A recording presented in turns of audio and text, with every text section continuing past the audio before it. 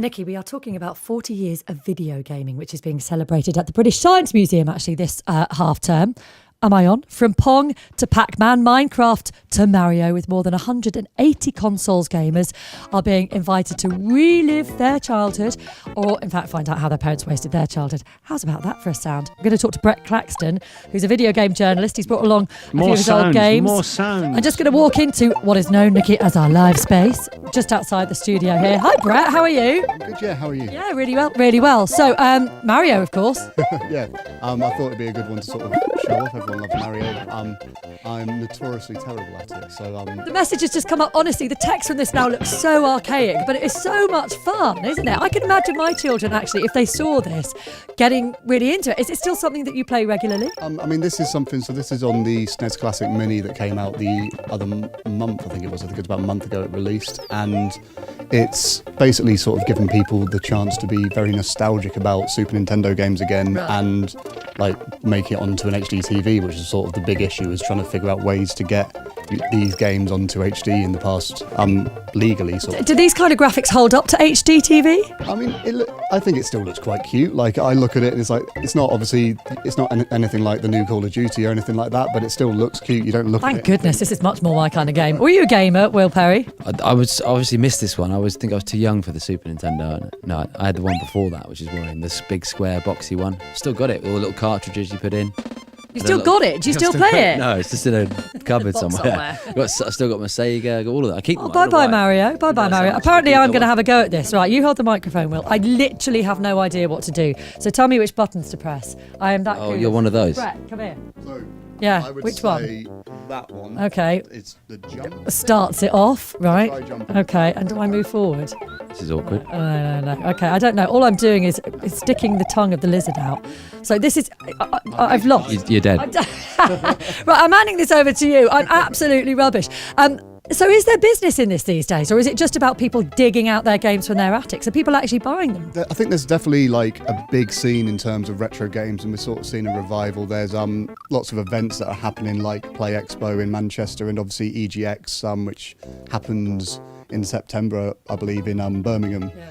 You get big retro zones there, and people are still paying quite a lot of money for games. People are trying to collect like games that are quite hard to get hold of, basically, and there's plenty of them. And It is extraordinary the way that gaming has developed, and you look at the graphics now, just even something, a game as basic as FIFA in our household, the graphics that are involved in that are absolutely, they're so complex, they're so lifelike when you look at what's happened over the last 40 years. But I guess in terms of the future and where it's heading to, what sort of things are we looking at? I think we're definitely going to be seeing more sort of virtual reality and those sort of things that are trying to play on that. So the evolution of virtual reality will probably be augmented reality, so games that are sort of in real spaces, like we saw with Pokemon Go.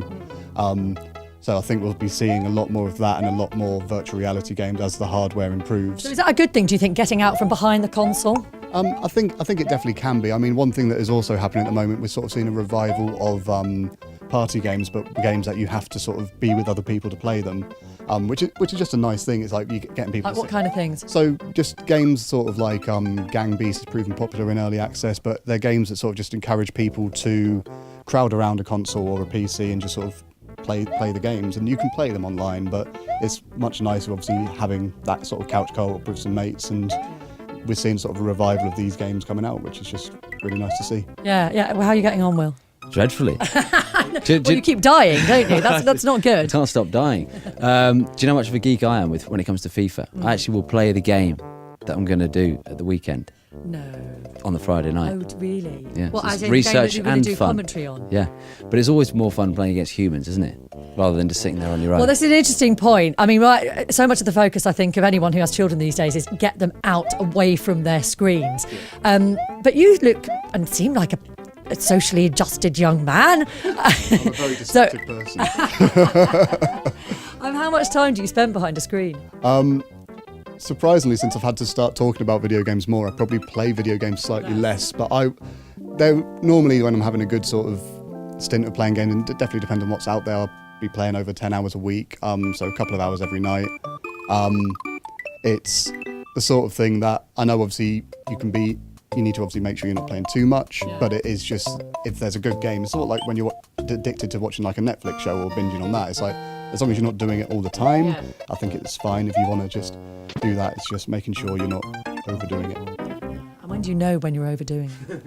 When it's daylight outside and you've been playing since like 10 o'clock at night. So we've been talking about Mario. Now, do you know what I'm going to do? I'm going to bring you into the studio, Brett, because I want to play you something here now, but we have to go back in the studio to do it. You weren't expecting this. So come and sit down here and put on those headphones there.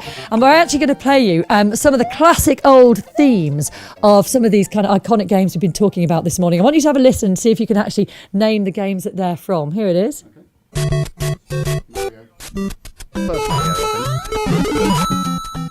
First Mario specifically. Well done, yes. Okay.